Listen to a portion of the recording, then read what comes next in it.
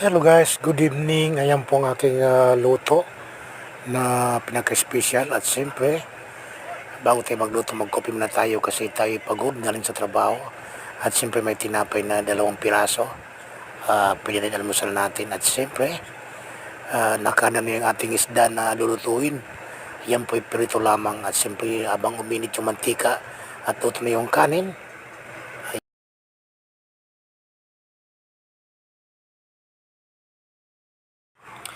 at siyempre, ayan, habang mainit na yung kalaha sa Bisaya, at ayan, nanonood si tatay.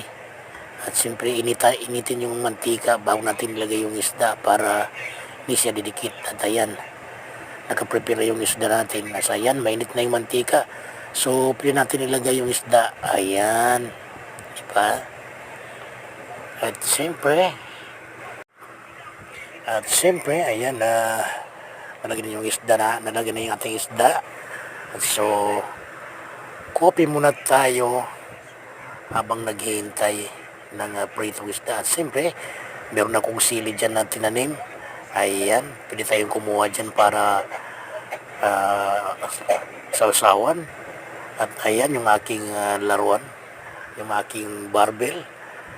At siyempre, ayan, pwede na siguro. At siyempre, ayan na yung ating kanin. Kakain na tayo. Ayan, lutong-luto na siya.